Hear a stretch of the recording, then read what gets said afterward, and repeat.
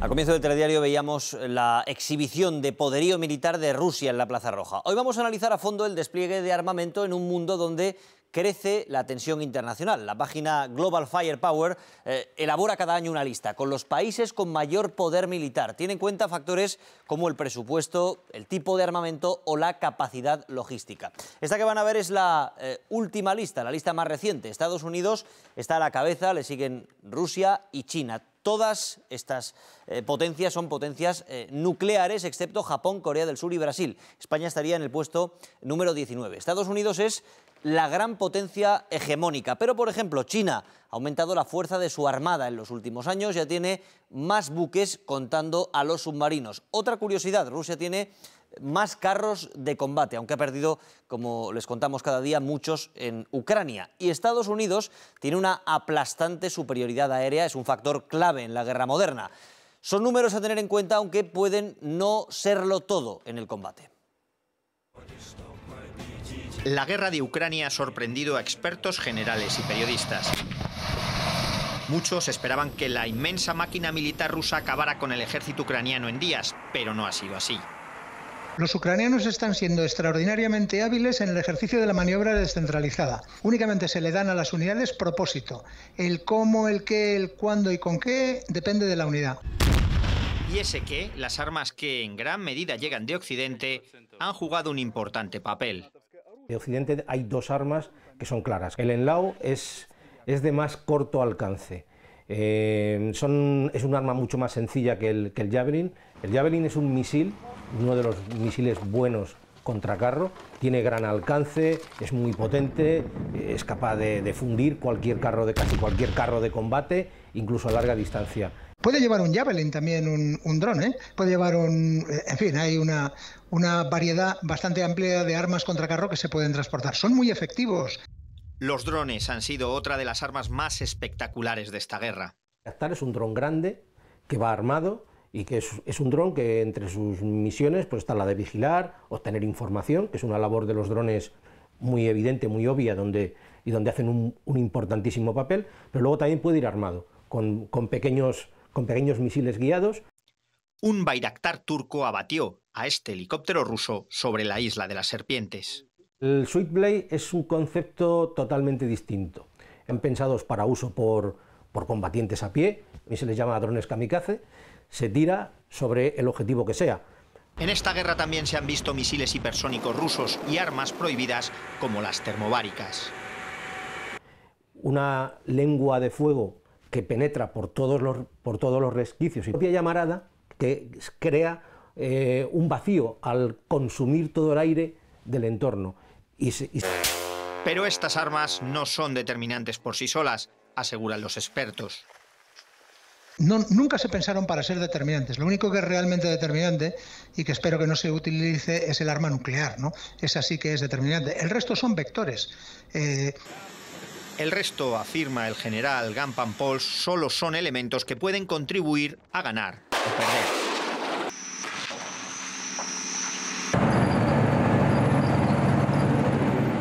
La guerra de Ucrania ha aumentado la venta de armas, pero la realidad es que ya antes de que estallara el conflicto el gasto militar no dejaba de crecer. De hecho, se ha multiplicado por 2 en las 3 últimas décadas. La paradoja, según muchos expertos, es que la compra de armas no garantiza a los países ni la paz ni la seguridad.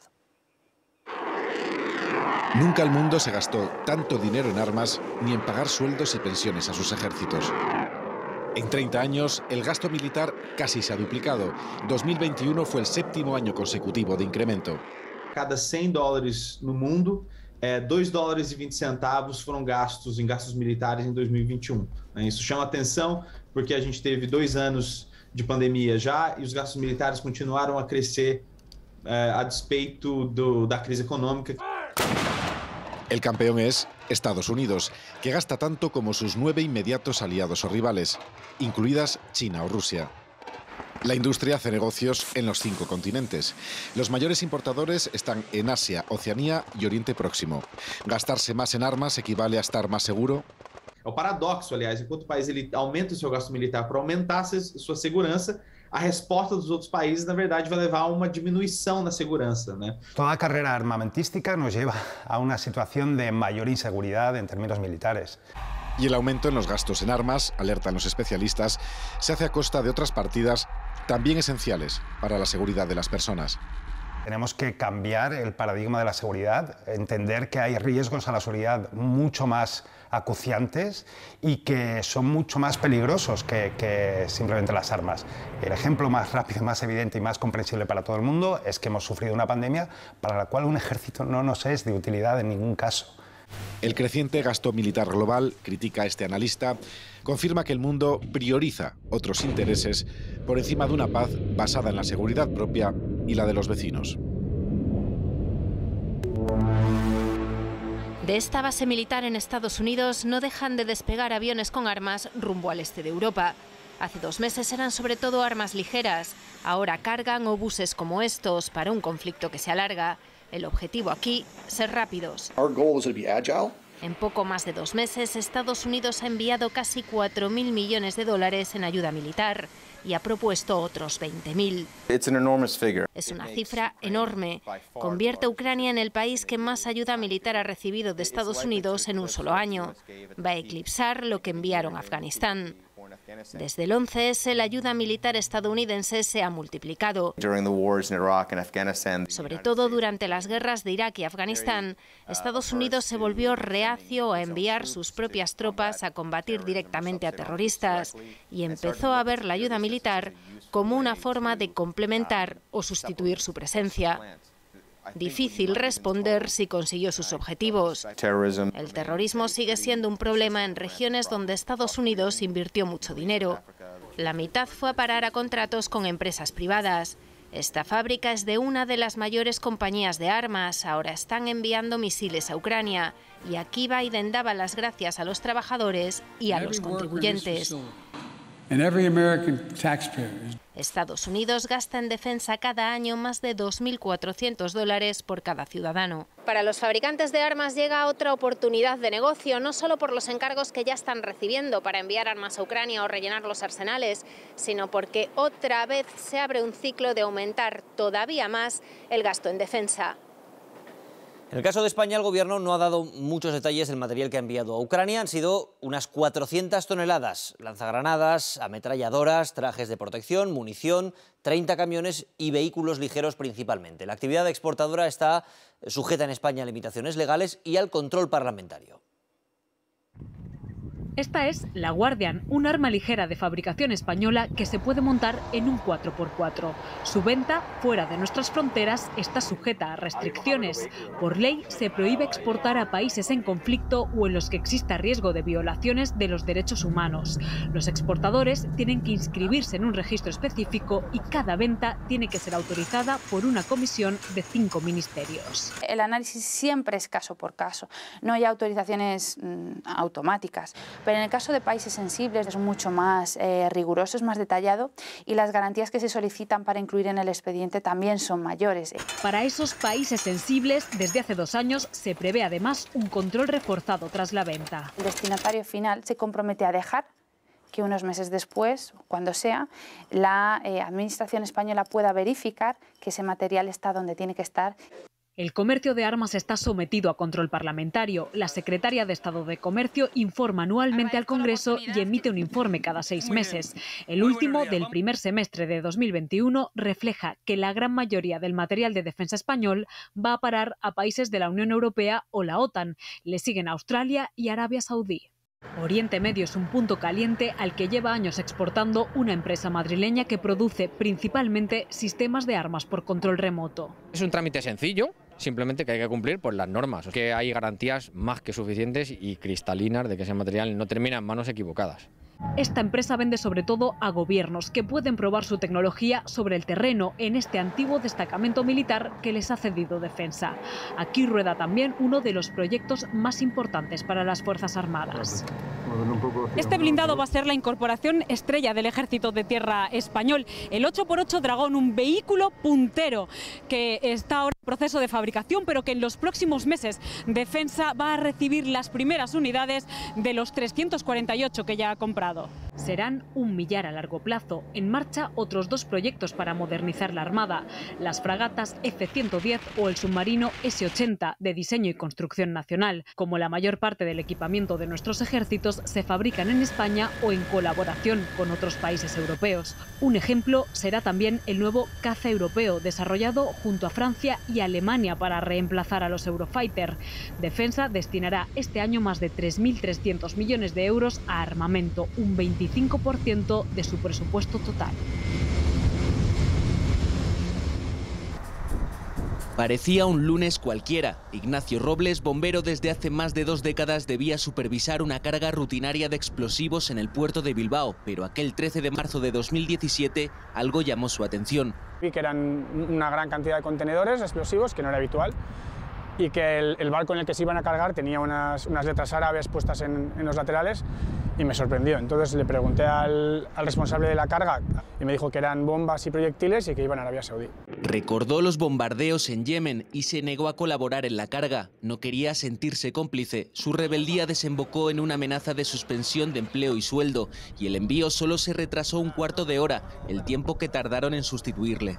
Quisieron cortarlo de raíz y quisieron lanzar un aviso a navegantes a todo el servicio, de decir, mira, si alguien quiere negarse, pues que sepa que la sanción va a ser muy fuerte. Arabia Saudí es el 4º mercado de la exportación española de armamento fuera de la OTAN y de la Unión Europea. Solo en el primer semestre del año pasado las ventas superaron a las de todo 2020. Está entre los países inmersos en alguno de los 35 conflictos activos y que, según Amnistía Internacional, se prolongan más que antiguamente. El negocio es muy fuerte. El problema no es tanto que hay muchas armas en circulación, que por supuesto tiene un impacto sobre derechos humanos, sino 2 elementos. Uno, que esas armas van a parar a países y a gobiernos que los utilizan para violar derechos humanos. Y segundo, que el comercio de armas es un gran comercio secreto. Denuncian que uno de los principales problemas es la falta de transparencia. En el caso de España, por la Ley de Secretos Oficiales del año 68, las actas del organismo que regula la venta de armas son material clasificado y su destino final se vigila, pero desde hace solo 2 años. El porcentaje de control de armas es marginal. Cuando tú estás poniendo en marcha un sistema de vigilancia ex post de armas, significa que ya piensas que se puede utilizar para cometer atentados contra la población civil o violaciones de derechos humanos. Por lo tanto, no deberías enviarlo. Es muy difícil de defender. Si tú suministras un arma sabiendo que ese arma se va a usar para algo, eres cómplice de lo que se hace con ese arma.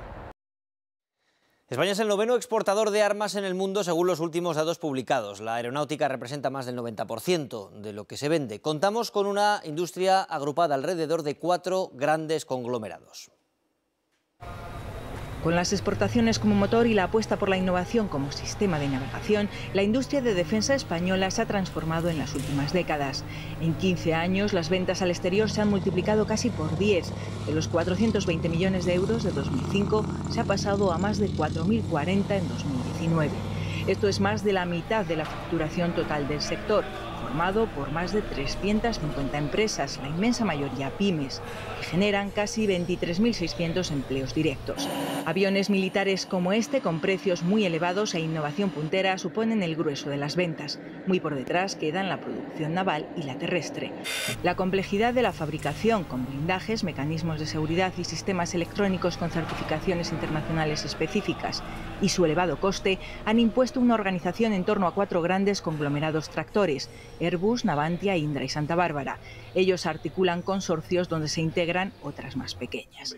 Es el caso del proyecto Ascot, la familia de vehículos blindados del Pizarro, producida por Santa Bárbara. Lo fabrican entero, o sea, sí, todo, del comienzo al final. El sistema de ayuda a la conducción es de empresas españolas, y igual que la tecnología, la capacidad de protección, la protección balística es tecnología de Santa Bárbara, y la tecnología completa, el diseño del vehículo. Cualquier diseño hay que calificarlo, hay que hacer un prototipo, un demostrador, probarlo, ver que funciona. Estos vehículos que habéis visto, hacemos prototipos que los volamos y un organismo internacional asegura que volando el vehículo, si hubieran ido 6 personas dentro con 8 kilos o 7 kilos o 2 kilos de voladura, no les pasa nada. La actual capacidad industrial militar se gestó a partir de finales de los 90 con los llamados programas especiales de armamento, hoy programas de modernización. Con ellos, los sucesivos gobiernos han cubierto las necesidades de los ejércitos, marcando al mismo tiempo el rumbo de la industria. La financiación procede del Ministerio de Defensa, pero también del de Industria, a través de créditos para I+D+I, un modelo polémico calificado por sus críticos como una trampa contable que oculta parte del gasto en defensa. Cuando nos dicen que hay que aumentar el gasto militar de España para llegar al 2% del PIB, pues resulta que hay un gasto militar que surge desde industria, aunque es un gasto militar real. El sistema ha generado además un agujero en las cuentas públicas que, según el sector, lastra la actual inversión del Estado. El Ministerio de Defensa está pagando bienes, sistemas de armas que recibió a principios de los 2000, cuando el ciclo de vida de ese vehículo o de ese sistema de armas casi se está agotando. Y eso hace que el Ministerio de Defensa tenga que pagar hasta 2030 unos 20.000 millones de euros. Eso condiciona cada presupuesto anual. Por eso piden que se fije por ley un límite de inversión, como en Francia. Sería bueno para el gobierno y el ejército porque haría un mejor planeamiento, una mejor programación, les daría mayor predictibilidad y nos daría a nosotros certidumbre sabemos por dónde van. Eso permitiría decir, bueno, pues miren, esto voy a innovar porque sé que eso lo quieren, va a haber dinero suficiente. Un aumento de financiación muy cuestionado por organizaciones pro desarme que denuncian la opacidad del sistema y también que la inversión en I+D militar no ha dejado de crecer en las últimas décadas. El análisis del armamento da muchas pistas sobre la evolución de un conflicto, sobre el tráfico de armas o sobre el desarrollo de nuevas capacidades. Vamos a hablar con dos analistas que trabajan lo que se llaman fuentes abiertas, imágenes, documentos que están a disposición de todos, pero que hay que saber discriminar e interpretar. Hablamos con Cristian Villanueva, exmilitar, director de la revista Ejércitos, y con Jesús Román, arquitecto y especialista en estos asuntos. Las fuentes abiertas siempre han sido un elemento en la inteligencia, pero con los teléfonos móviles, con las redes sociales, ¿qué supone esta explosión tecnológica? Cada vez abunda más la información y cada vez es más difícil discriminar la que es verdadera de la que es falsa. Antes el número de fuentes siempre era muy limitado, porque casi todas eran cerradas y estaba solo al alcance de los estados. O sea, el problema ya no es no tener información, sino quedarte con el 0,5% de la información que realmente merece la pena. Jesús, imagino que un conflicto en marcha, como es el caso de Ucrania, proporciona mucho material para los analistas. Sí, sí y no. Sí, porque evidentemente puedes ver en acción muchísimos de los equipamientos que hasta entonces no se habían visto necesariamente. Pero en mi caso, por ejemplo, yo también lo encuentro a veces un poco, digamos que el exceso de información es tal que a veces es imposible seguirlo. En redes sociales hay muchas personas que se dedican como aficionados a ese análisis. ¿Cuál sería el perfil de estos especialistas, de estos analistas? Generalmente las personas que se dedican a estos temas es por pura pasión. O sea, se nos podría llamar frikis, pero es algo que generalmente viene desde niños porque además requiere una serie de conocimientos tanto de historia como de armamento, doctrina y demás, que salvo que te hayas dedicado a ello, le hayas dedicado muchísimas horas a lo largo de una vida, es imposible tener. Esto es una labor de equipo. Miles de personas en internet analizando imágenes, intentando geolocalizar los diferentes vídeos, las diferentes fotos, las diferentes imágenes satelitales, los diferentes comunicados donde se han realizado, cuándo se han realizado, e intentar conectar, intentar eliminar la mayor cantidad de contradicciones, ¿no?, posibles. A veces sobre el terreno se tiene una visión acotada de lo que ocurre en una batalla, en un enfrentamiento militar. ¿Qué aporta el análisis desde la pantalla? La ventaja de estar al otro lado de una pantalla, aunque sea a 10.000 kilómetros, es que en lugar de ver una fracción de ese terreno, puedes ver lo que publican los dos bandos, puedes hablarlo con una comunidad de analistas que cada vez es más amplia y que se intercambian opiniones, además de forma bastante viva. Entonces, al final, la composición del lugar que te haces es mucho más exacta y mucho más amplia y fiel a la realidad que la de alguien que esté allí. Todo eso tiene muchas aplicaciones. Jesús, ese conocimiento se puede utilizar, por ejemplo, para documentar el tráfico de armas que pasan de un conflicto a otro. Hay muchísimos usuarios que se dedican a la identificación de armas y sobre todo de armas pequeñas en conflictos prácticamente desconocidos, como puede ser África. Pero si tú empiezas a ver unidades en las que prácticamente, bueno, no todo el mundo, ¿no?, pero la mitad del personal tiene un determinado armamento muy específico, pues sí que puedes empezar a conectar los puntos que te lleven a empezar a tirar del hilo y sacar, bueno, pues cuándo se vendió este arma, a qué país, en qué año. Pues hay 3 países en los que se ha vendido este arma, ¿no? Dentro de lo que es el conocimiento abierto, ¿no? Jesús, Cristian, gracias por acompañarnos en este especial, en estos 15 minutos especiales dentro del Telediario.